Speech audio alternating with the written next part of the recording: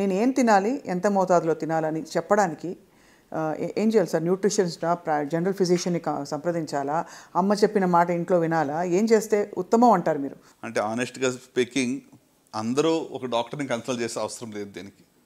So అంటే ఇప్పుడు carbohydrate కానీ, ప్రోటీన్ కానీ, లేకుంటే ఫ్యాట్ కానీ సరైన మోతాదులో మనం కన్జ్యూమ్ చేసుకుంటే మీకు అవైలబుల్ ఆన్లైనే చాలా వరకు మీకు ఇన్ఫర్మేషన్ దొరుకుతుంది. దీంట్లో మిగతా అన్నీ కూడా ఆన్లైన్ మనం చూస్తాం, అవసరం లేనట్లకి. ఓకే, ఇప్పుడు దర్ వేరియస్ కొన్ని ఆర్గనైజేషన్స్ అయితే మీకు డైట్ ప్లాన్స్ ఇస్తున్నాయి. ఒక 10 weeks ఒక ఛాలెంజ్ ఇస్తున్నాయి డైట్ ప్లాన్. అంటే ఒక మంచి అలవాట్లు వీళ్ళకి అంటే అడాప్ట్ చేసుకోవాలని చెప్పి ఇవన్నీ కూడా ఇస్తూ ఉన్నాయి. కరెక్ట్. సో కనుక I think each one is a personalised option అండి. అంటే నేను చెప్పేది ఒకటి అందరికీ అది వర్తించకపోవచ్చు. Correct. So we have to make our own plan. నేను ఎందుకు ఇంత స్ట్రెస్ చేసి అడుగుతున్నానంటే sir, food is the main thing that is driving our life ఈ మధ్యకాలంలో. ఇదివరకు ఒక 6-7 ఇడ్లీలు ప్లేట్లో పెట్టేసుకుని చక్కగా ఒక కప్పు సాంబారు, ఇంత కొబ్బరి పచ్చడి వేసుకుని, నెయ్యి వేసుకుని తింటే మనం కంఫర్టబుల్గా తినేసేవాళ్ళం. ఇప్పుడు ఎందుకో హరాయించుకుంటాం, లేదా ఎన్ని క్యాలరీస్, ఒక ఇడ్లీ ఎంత సైజ్ ఇడ్లీ, ఇవన్నీ చూసుకుంటూ అంటే చూసుకోవాల్సిన పరిస్థితుల్లో ఇన్ఫర్మేషన్ కూడా వచ్చేసింది. సో తినేటప్పుడే ఒక స్ట్రెస్లో తింటున్నాం మనం. So how do you approach food from the perspective of long term ailments like cancer? అంటే ఫుడ్లో balance is most important and choices is most important. ఫండమెంటల్గా చెప్పాలంటే green leafy vegetables, fruits, 4 to 5 servings of fruits in your meals is going to do lot of good అండి. అంటే ఇందాక మనం tobacco గురించి మాట్లాడాం కదా, అట్లానే ఫ్రూట్స్ అండ్ వెజిటబుల్స్ పర్సే ఒక 20% క్యాన్సర్స్ తగ్గిస్తాయి.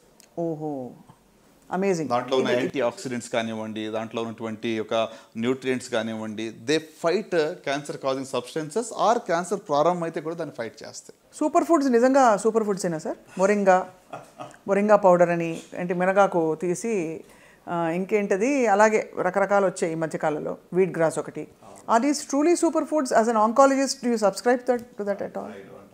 You don't.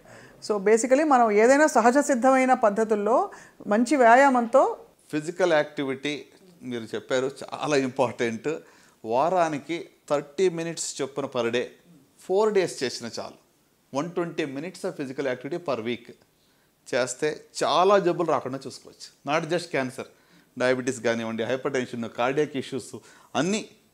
Even mental health will be much better అండి. మనం productivity will be much better. నేను ఒకరోజు జిమ్కి వెళ్ళకపోతే, వాక్ చేయకపోతే ఆ రోజు నా ప్రొడక్టివిటీ తక్కువగా నాకు తెలిసిపోతుంటుంది. సో ఫిజికల్ యాక్టివిటీ అనేది నిజంగా అంటే పోస్ట్ కోవిడ్ ఎక్కువ మంది ఇంకా స్క్రీన్ అడిక్షన్ ఎక్కువ అయిపోయింది. ఇప్పుడు అన్నీ కూర్చుని చోట వస్తున్నాయి కదండి మీకు, స్విగ్గీలు, జొమాటోలు, ఎక్కడ బయటికి వెళ్ళి ఎక్కడికి వెళ్ళక్కర్లేదు కూడా, కూర్చుని చోట అన్నీ వచ్చేస్తున్నాయి. సో ఐ థింక్ శారీరక వ్యాయామం అనేది చాలా simplest and easiest way for good health. అంటే మంచి ఆరోగ్యం కోసం ఎక్స్పెన్సివ్ ఏమీ మనం చేసే అవసరం లేదు. ఫుడ్ చాయిసెస్, ఏమంటే physical activity, right, drink lots of water, ఇవన్నీ దీనికి ఖర్చుతో లేని పని ఇది. కానీ ఇవి చెయ్యం మనం. సార్ మామూలుగా అందరం అదే ఫుడ్ తింటాం, మోర్ ఆర్ లెస్ ఒక 80% స్పెక్ట్రమ్ ఒకే చోట ఉన్నాం ఇంచుమించుగా. కానీ కొంతమందికే క్యాన్సర్ వస్తుంది. ఆ కొంతమందిలో ఈ క్యాన్సర్ కణాలని ప్రేరేపించడానికి ఏ లక్షణాలు ఉంటాయి? Is it genetics?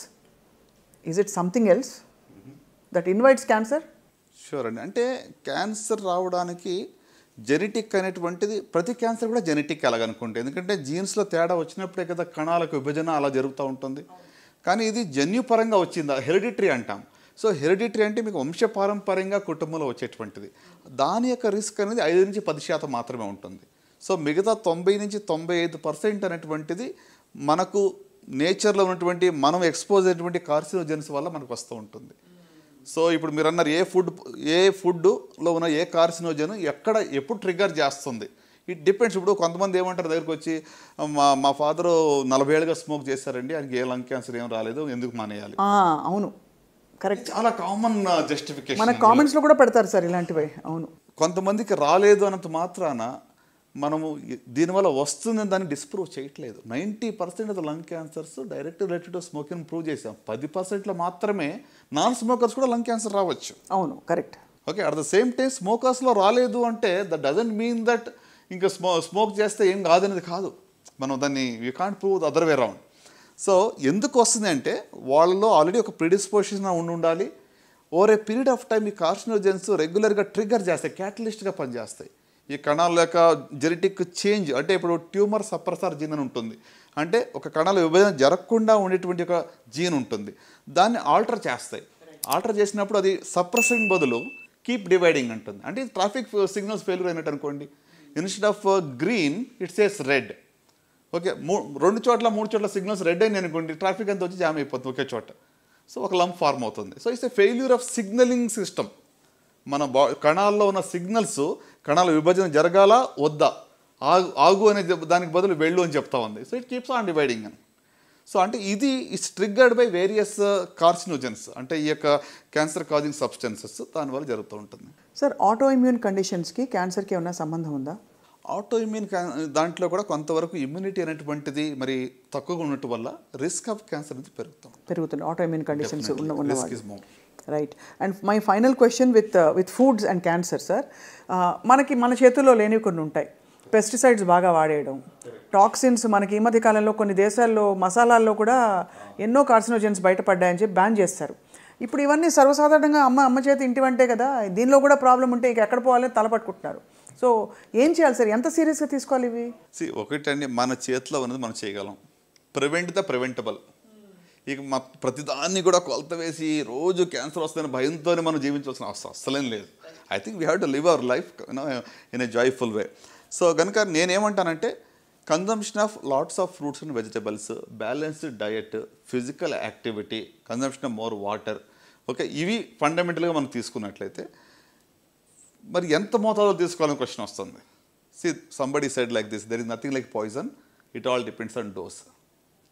అంటే ఏది కూడా పాయిజన్ అని మనం చెప్పలేము, డోస్ బట్టి ఉంటుంది. For example mercury in a small dose can be poison. So కాబట్టి కొన్ని విషయాల్లో ఎంత అనేటువంటిది డోస్ మీద మనం అన్లిమిటెడ్గా రెడ్ మీట్ కన్జంప్షన్ చేస్తున్నాం, అన్లిమిటెడ్గా you are taking fatty diet, you're taking more calories, becoming obese, more risk. So కనుక ఆ బ్యాలెన్స్ అనేది we have to define and we have to adapt అని అంటాను. సో ఈ ఇథైలిన్ ఆక్సైడ్ తర్వాత ఇలాంటివన్నీ కూడా పెద్దగా అంటే చూడండి, ఇప్పుడు ఇథిలిన్ ఆక్సైడ్ గురించి మీరు అడిగారు, కరెక్టే. సో దీనివల్ల ఏంటంటే ఒక 50 times లేకపోతే 100 times ఎక్కువ మోతాదులో అది ఉంది than the permissible whatever limits అని చెప్తూ ఉన్నారు. సో డెఫినెట్గా ethylene oxide is a carcinogen, there is no doubt. కానీ మరి ప్రతి ఫుడ్ మీరు తీసుకునేటప్పుడు మీరు మెజర్ చేయలేరు కదా. How can a common man take it? I think దీనికి ఏంటంటే మనకి లెజిస్లేషన్, మన వాట్ ఎవర్ రెగ్యులేటరీ బాడీస్ ఉన్నాయో they have to be more stringent. అవి పీరియడ్గా చెక్ చేసి వాళ్ళు అట్లీస్ట్ మనకు అష్యూర్ చేసి ఫుడ్ మనకి ఇస్తే మనం తీసుకోగలం. కానీ మనం we cannot measure whether ethylene oxide is there or not. So as much as possible నేచర్కి దగ్గరగా బ్రతకడం అండ్ సమతుల్యమైన జీవనశైలి, ముఖ్యంగా బాగా వ్యాయామం చేయడం, ఏదో విధమైన ఫిజికల్ యాక్టివిటీ అవసరమని సూచిస్తున్నారు సార్.